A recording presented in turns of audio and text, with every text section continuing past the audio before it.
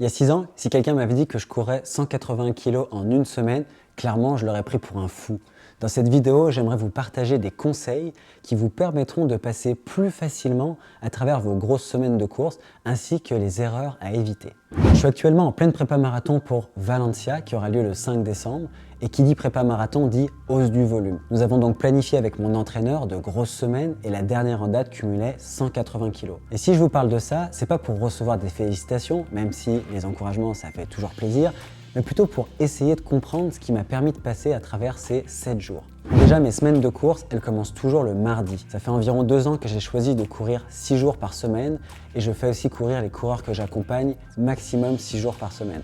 Pour moi, ne pas courir le lundi, ça permet vraiment de prendre un break mental et physique, surtout après les longues sorties du dimanche. Par contre, forcément, le volume est un peu plus condensé sur les 6 jours, donc pas le choix de doubler. Maintenant, je vais vous montrer à quoi ça ressemble concrètement une semaine à 180 kg. Le lundi, comme je vous disais, c'est repos. C'est souvent le jour où je me sens le plus fatigué, donc j'hésite pas à faire du jus pour la semaine, à dormir beaucoup et à manger en conséquence. Mardi, j'avais 7,5 kg facile le matin et 22 kg le soir avec 3 fois 10 minutes effort marathon à semi-marathon. Le mercredi, c'est facile, mais c'est beaucoup de volume, 15 kg le matin et 15 kg le soir. Sur une grosse journée de double comme celle-ci, mon conseil, c'est de ralentir volontairement le rythme pour ne pas arriver trop fatigué à la séance du lendemain. On veut à tout prix éviter que les jogs faciles y créent de l'interférence avec les séances de qualité. Le jeudi, j'avais 10 kg facile le matin et 22 kg l'après-midi avec 3 fois 2 minutes 15 et 5 minutes. C'était à peu près effort 10 kg et semi. Vendredi, pareil que mercredi, 15 kg le matin, 15 kg le soir. Le vendredi, c'est la journée la plus difficile car on a déjà cumulé 2 séances de qualité. Les jambes sont lourdes et la fatigue générale est pas mal à son pic. Du coup, on court souvent en équipe histoire de se forcer à courir à 5 minutes au kilo, voire plus lent, notamment sur le jog du matin. L'idée, c'est que le jog paraisse extrêmement facile, genre une cote 1 ou 2 sur 10. Ce samedi, on avait un spécial bloc. J'ai décidé de faire la séance du matin dans une petite course officielle de Montréal, vu que l'organisateur il m'avait offert un dossard. En plus, il y avait un 150 $ pour le record du parcours et honnêtement, c'est vraiment cool de pouvoir voir du monde. J'avais 10 kg à 3 minutes 15, soit un poil plus vite que le pace marathon, suivi de 8 kg au même pace, entrecoupé par 1 kg float, c'est environ 3 minutes 50 du kilo. Toutefois, comme j'étais dans une course, j'ai préféré courir le semi d'une traite. Donc ça m'a donné environ 29 kg le matin et un semi complété en 1,09 et le record du parcours en prime. J'étais seul, l'effort était constant, mais j'ai eu un problème de gel qui est mal passé, ce qui m'a obligé de marcher un peu dans les 500 derniers mètres. Ensuite, le soir, j'avais quelques millimètres autour du pace semi. J'ai donc fait 5 fois 1000 mètres progressif avec une moyenne de 3,12. Sur ce genre de séance, je regarde pas vraiment le pace. En fait, je travaille surtout à la cote d'effort. Et le pace, il sera ce qu'il est selon les conditions et selon ma fatigue. Donc bilan de la journée, 45 kg et beaucoup de calories à rattraper. Dimanche, c'est jog très facile, 14 kg, proche de 5 minutes du kilo, pour finir la semaine à 180, soit une moyenne de 30 kg par jour sur 6 jours. Maintenant, le but de cette vidéo, comme je vous disais tout à l'heure, c'est pas de vous en mettre plein la vue avec des gros chiffres. Pour ça, il y a Strava. En fait, mon idée, c'est plutôt de vous partager 3 conseils qui vous permettront de passer à travers vos grosses semaines de course. Et quand je dis grosses semaines de course, ça peut autant être 40 kg que 100 kg. C'est totalement personnel. J'aime appeler en fait ce genre de semaines les semaines à risque. C'est-à-dire que ce sont des semaines proches de votre plus grande semaine à vie ou de saison. Donc on y va avec le premier conseil, j'en parle souvent dans mes vidéos, j'en parle aussi dans ma newsletter, mais c'est vraiment important. Ça va être de manger assez. Par expérience, je sais que de nombreux coureurs et coureuses sont en déficit calorique jour après jour, mais manger assez, c'est vraiment non négociable pour progresser, et cela pour plusieurs raisons. Déjà, parce que ça va vous donner l'énergie nécessaire pour passer à travers votre semaine chargée sans piocher dans le fin fond de vos réserves. Parce que faire une grosse semaine, c'est bien, mais si c'est pour cracher la semaine d'après, ça n'a aucun intérêt. Ensuite, ça va vous permettre de récupérer au niveau musculaire. Mon expérience, elle m'a montré que la fatigue musculaire, c'est un gros facteur limitant. Ça arrive souvent qu'on sente nos jambes très lourdes, voire vidées lorsqu'on court beaucoup. Le fait de manger plus, ça va souvent avoir pour effet d'accélérer le processus de récupération pour assimiler tous vos efforts et retrouver un peu de fraîcheur. Vraiment, j'insiste, mais la grosse erreur que je vois souvent, c'est d'essayer de limiter son apport calorique pour être encore plus léger, ce qui peut éventuellement marcher à court terme, mais ça va surtout mener à des contre-performances à moyen et long terme. Donc mon conseil est simple, peu importe ce que vous mangez, écoutez-vous et privilégiez la quantité avant la qualité. Je ne suis pas en train de vous dire que vous devriez manger que des chips, mais que c'est correct si une partie, même conséquente de vos calories, provient d'aliments que vous considérez comme peut-être moins nutritionnels. Ensuite, ne sous-estimez surtout pas l'importance des glucides. J'ai remarqué que sur ma dernière semaine à 180, j'avais un apport en glucides certes important, mais quand même trop faible. Dans cet article récent, il y a des chercheurs qui ont trouvé qu'en moyenne, les coureurs ne mangeaient pas assez et surtout, 75% d'entre eux n'atteignaient pas les recommandations journalières en glucides.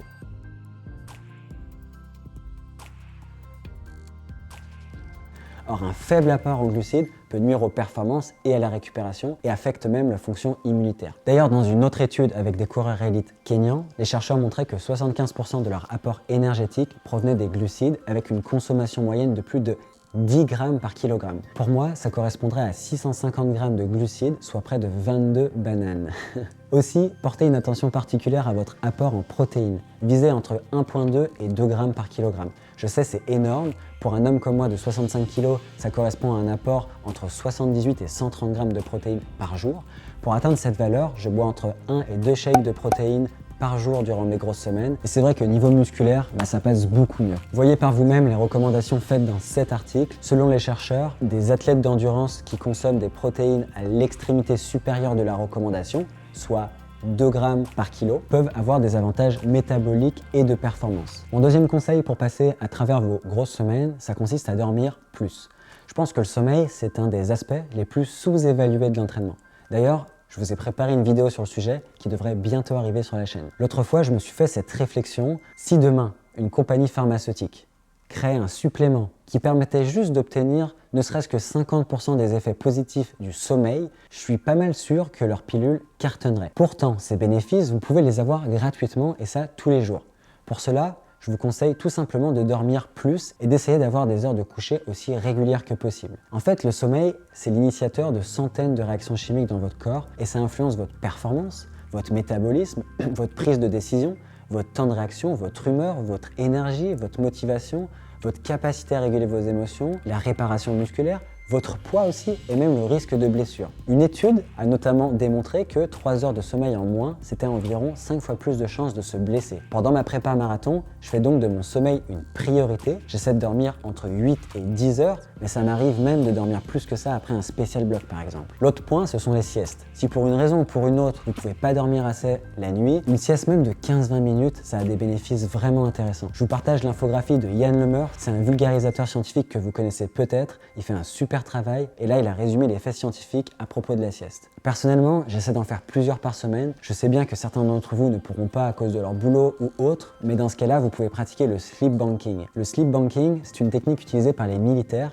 qui consiste tout simplement à accumuler beaucoup de sommeil sur une courte période de temps afin de minimiser les impacts négatifs du manque de sommeil. Il y a beaucoup de littérature scientifique sur cette technique, alors vous pouvez y aller confiant. Faites le plein de sommeil le week-end par exemple. En vrai, il y aurait beaucoup d'autres choses à dire sur le sommeil, notamment sur la durée de sommeil optimale, la température idéale pour une nuit récupératrice, la nutrition et les suppléments pour mieux dormir, les perturbateurs du sommeil à éviter, le problème avec la mélatonine ou même des conseils pour contrer l'insomnie. Si vous voulez optimiser vos gains, allez voir mon atelier vidéo sur le sujet. Ce sera 1 heure de votre temps très rentable. Le lien est dans la description. D'ailleurs, une erreur que je vois quand même souvent chez les coureurs, c'est de sacrifier leurs heures de sommeil pour gagner en productivité, notamment chez les étudiants athlètes, mais pas que.